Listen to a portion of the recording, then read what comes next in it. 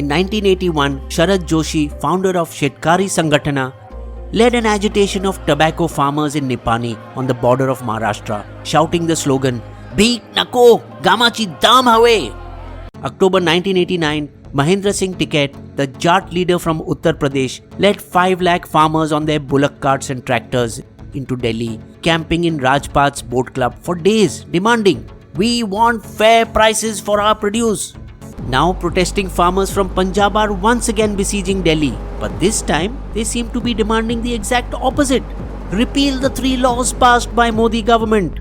Despite a plethora of laws, Essential Commodities Act, MSP, APMC Act, farmers seem perpetually in debt, always seeking loan waivers.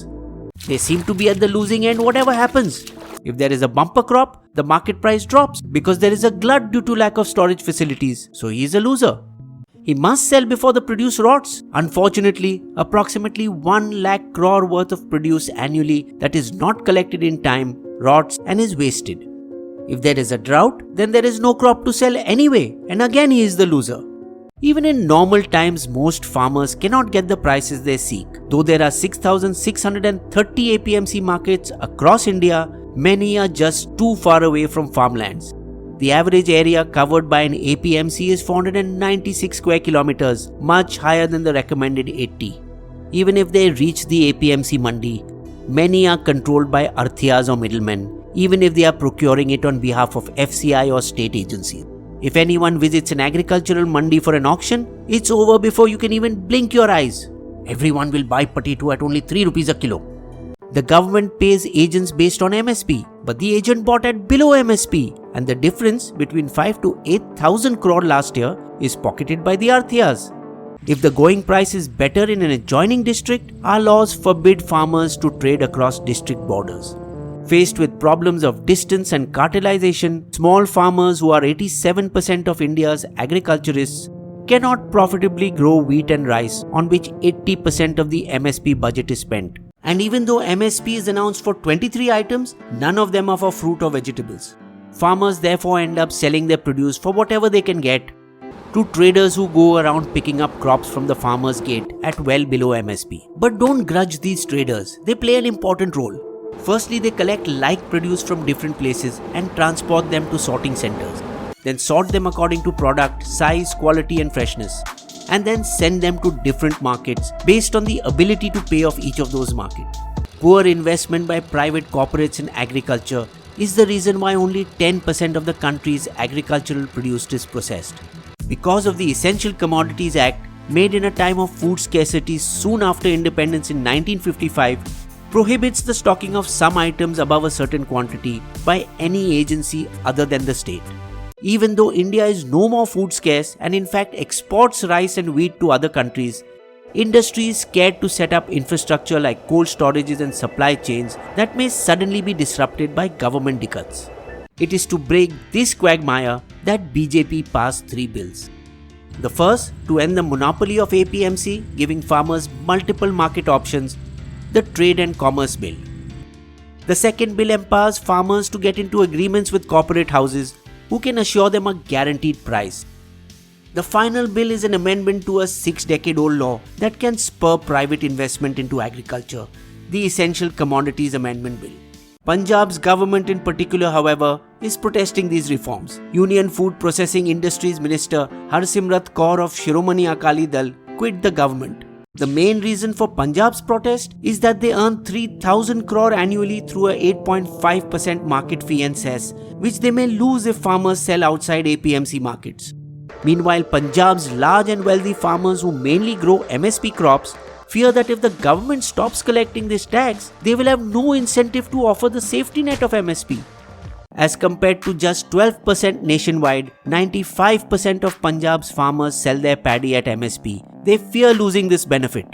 Therefore, the demand of Punjab's farmers to impose a similar tax on private markets effectively makes sure the reign of the arthiyas continue.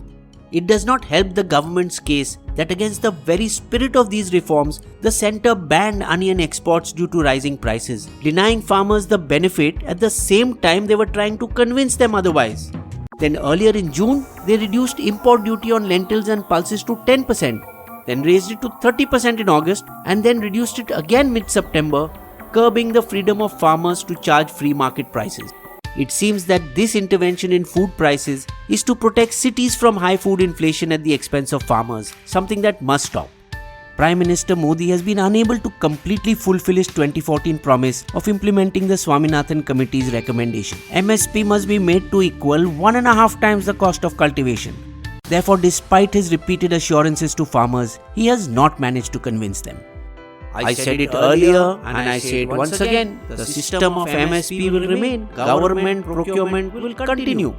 Farmers demanding MSP be made a legal right should know that India already has sufficient grain, and food corporation warehouses are so full that hungry rats are eating the grain grown by them, not hungry citizens.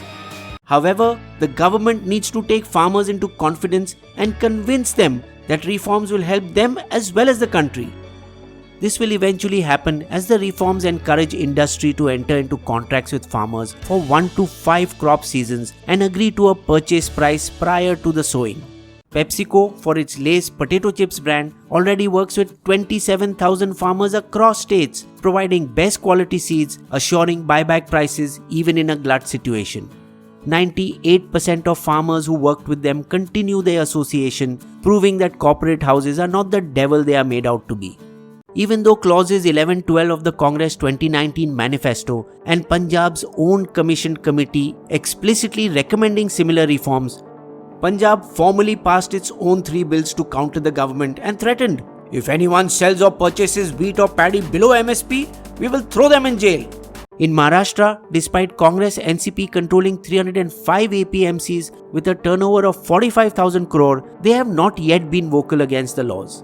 One reason may be that, like in 14 other states, Maharashtra in 2016 had already removed fruit and vegetables from APMC's ambit.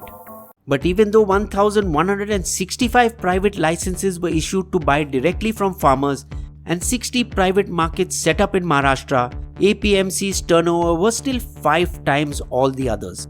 Bihar repealed APMCs entirely in 2006 to rid the system of middlemen, while Kerala never had an APMC law to begin with.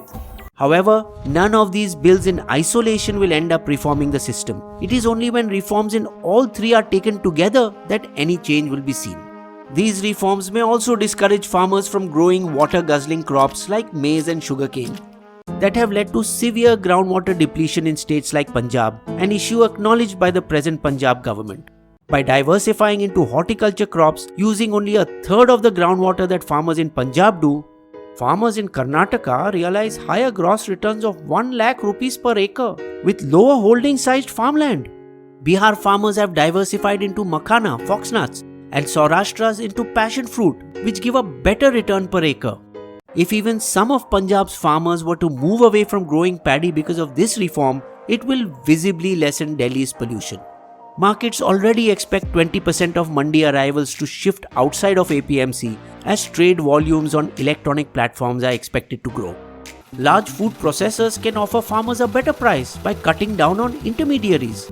A 2014 survey of 795 farmers in 4 states showed they got higher prices for their vegetables at private collection centers than at mandis. The demand by farmers to restrict trade outside of APMC's jurisdiction is just another way of Arthiyas to keep control. Modi has been wanting to reform agriculture since the time he was Chief Minister of Gujarat. I think removal of restrictions to the Essential Commodities Act would benefit farmers. But it is only in his second term that he has turned a reformer in earnest. With National Education Policy 2020, he proposed an overhaul of the education system. Amul's success is a template for what is possible. Revenues from milk sales are more than wheat, paddy and sugarcane combined. Few people know this, but there is no MSP in poultry or milk, no power subsidy, nor is animal husbandry tax exempt. In Nasik, Sahyadri Farms, formed by 500 farmers in 2010, now has 6,000 members, with retail outlets and warehouses across cities, and is one of India's largest grape exporters. Vietnam quadrupled its agricultural GDP in 20 years by allowing FDI and private sector participation, focusing on rice, coffee, cashew, fish and pepper. Manmohan Singh in 1991, Yashwant Sinha in 1999 and Jaswant Singh in 2003 have each tried to reform the farm sector, but each time their efforts were resisted and scuttled. Modi has shown courage. However, a consultative and gradual reform process would have avoided the current problem. Bisbo's Limerick. Some farmers are protesting farm reform, blockading the capital and creating a storm. But the laws help set right the small farmers' plight. Past governments have tried, but none have changed the norm.